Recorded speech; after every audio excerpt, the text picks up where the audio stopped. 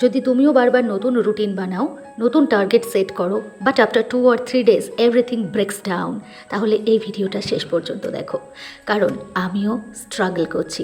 নমস্কার everyone, welcome back to my channel success lover. আজকের এই ভিডিওটা মোটিভেশনের জন্য নয়। Today is all about reality. যদি তোমারও বারবার এমন হয় যে তুমি নতুন রুটিন বানাও, নতুন প্ল্যানার কেনো, নতুন টার্গেট সেট করো, but after 2 or 3 days everything breaks down. I am also struggling with it.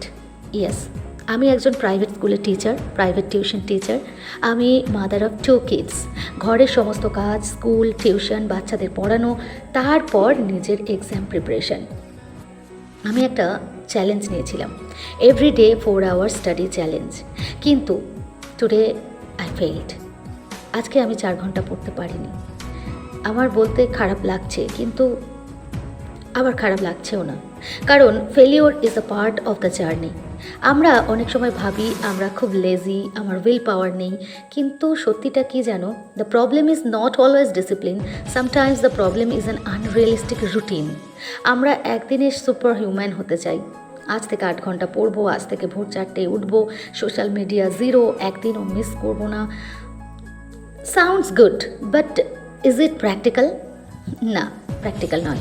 তাই 2 দিন পর পর আমাদের রুটিন ভেঙে যায়, তারপর আমরা নিজের উপরেই রেগে যাই। কিন্তু একটা কথা মনে রেখো, don't build a perfect routine, build a routine you actually can follow. যদি তোমার হাতে 1 ঘন্টা সময় থাকে, তাহলে 6 ঘন্টার রুটিন লিখো না। যদি তুমি ওয়ার্কিং পারসন হও, তাহলে ফুল টাইম স্টুডেন্টের মতো রুটিন কপি করো না। তোমার জার্নিটা আলাদা। আজ আমিও যেমন 4 ঘন্টা পড়তে পারিনি, কিন্তু একটা জিনিস আমি ঠিক করেছি যে আই উইল নট কুইট। আগে কি করতাম জানো? একদিন রুটিন ব্রেক হলেই ভাবতাম এবার আর হবে না, তারপর 5 দিন, 10 দিন, 15 দিন কিছুই পড়তাম না। এটাই সবচেয়ে বড় ভুল। Never miss twice. একদিন মিস করলে পরের দিন আবার শুরু করো।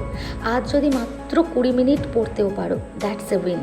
কারণ consistency is not about being perfect, consistency is about coming back again and again. আমি আজও লড়ছি, আজও শিখছি, আজও ফেল করছি, but I refuse to give up. কারণ আমি জানি একদিন এই ছোটো ছোটো স্টেপগুলোই আমাকে আমার ড্রিম জবের কাছে নিয়ে যাবে। যদি তুমিও ওয়ার্কিং ওম্যান হও, হাউসওয়াইফ হও, টিচার হও, বা ফ্যামিলি রেসপন্সিবিলিটির মধ্যে এক্সাম প্রিপারেশন করো, তাহলে একটা কথা মনে রেখো, please don't compare your self with full time aspirants. তোমার যুদ্ধ আলাদা, তোমার সময় আলাদা, তোমার পরিস্থিতি আলাদা। তাই রান ইউর ওন রেস। আর একটা কথা, রুটিন ফলো না করতে পারলে রুটিন চেঞ্জ করো, ড্রিম চেঞ্জ করো না। আজ আমি ব্যর্থ, কিন্তু this is day 6, not the end. আগামীকাল আবার চেষ্টা করব, আবার 4 ঘন্টার টার্গেট নেব। হয়তো কালও হবে না, কিন্তু একদিন ডেফিনেটলি হবে।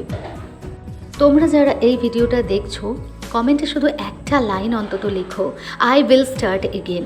আমরা একসাথে আবার শুরু করব। No excuses, no comparison, just one more try. আমার আজকের দিনটার কথাই শেয়ার করি। Today was an incredibly tough day for me. আপনারা অনেকেই জানেন I am a mother of 2 beautiful children.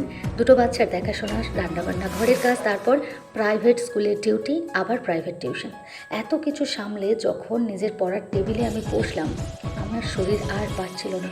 I was completely exhausted and drained out. প্রচণ্ড কোমর আর পিঠ ব্যথার কারণে মাথাও কাজ করছিল না। শরীর যেন চিৎকার করে বলছিল, just stop it and take some rest. Result কী হলো জানেন? আজ সারাদিনে আমি মাত্র 1 ঘন্টা পড়তে পেরেছি। Yes, you heard it right, just 1 single hour. কয়েক মাস আগে হলে হয়তো আমি এই সিচুয়েশনে কান্নাকাটি করতাম, খুব খারাপ লাগতো, কিন্তু আজ আমি এতটাও ভেঙে পড়ছি না, কারণ একটা সত্য আমি বুঝতে পেরেছি, life is unpredictable and routines are not written in stone.